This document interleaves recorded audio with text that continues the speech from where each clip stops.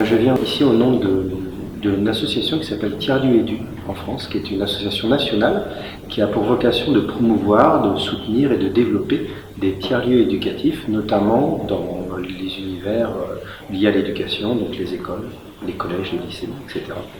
Et nous avons donc travaillé pendant une semaine avec des enseignants, des étudiants, des éducateurs, des intervenants de l'association Bleu Lab pour explorer le champ des possibles au niveau du numérique et de l'apprentissage de la langue. Nous avons donc très concrètement travaillé à la maîtrise de certains outils numériques, que ce soit dans le domaine de la programmation, du pilotage de robots ou aussi du numérique débranché, afin de créer très concrètement des contenus qui seraient susceptibles de prendre vie au sein de leur cadre professionnel. On doit aller sauver les 2 otages béninois qui ont été capturés par les groupes djihadistes au nord du Mali. Donc les groupes djihadistes ont pris des pièges, ils ont mis une bombe.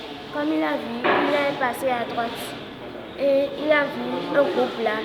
Donc il les a évités en venant ici. Ici aussi ils ont placé une bombe.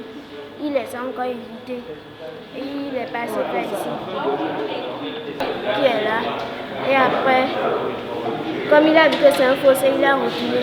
Maintenant il passe par là. Là il a vu que les 2 otages étaient là. Et il a fait une petite danse de la victoire. Et il a pris les 2 otages. Maintenant on est en train de faire, et il va ramener les 2 otages à la maison. C'est ça, on est en train de faire un autre chemin.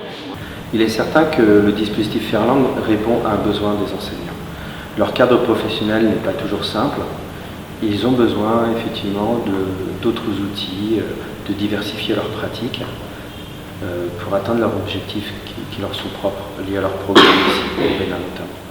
Et le numérique est clairement un outil supplémentaire qui leur semble de plus en plus indispensable.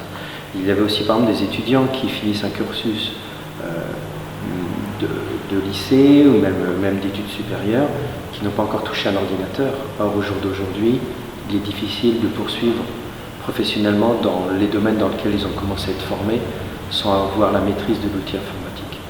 Donc ça, c'est cette entrée-là. L'autre entrée, ce sont les enseignants qui nous disent très clairement que c'est un outil d'avenir et que plus on les sensibilise tôt à ces outils-là, plus ils gagnent en autonomie et en pratique.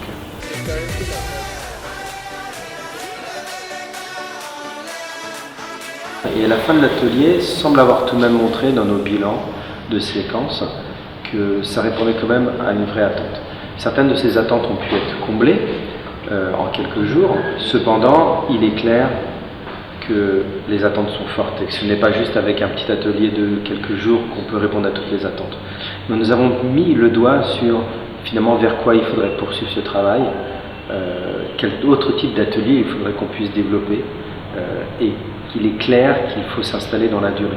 L'intérêt de ce lieu-là notamment, c'est que cette médiathèque de l'Institut français, associée au Bleu Lab qui va faire vivre ce lieu, va pouvoir se transformer en un tiers-lieu ouvert à chacun pour qu'ils puissent tous réaccéder à tous ces outils, poursuivre ce travail collaboratif et coopératif pour développer d'autres outils, perfectionner l'usage de ce qu'ils ont déjà eu en main, en découvrir d'autres, et ainsi non seulement nourrir leur pratique personnelle, certes, mais aussi permettre de créer du contenu pour le faire partager aux autres et aux collègues, que ce soit du Bénin, certes, mais aussi de tout le réseau des Fab Labs d'Afrique de l'Ouest qui ont sans doute à peu près des problématiques similaires.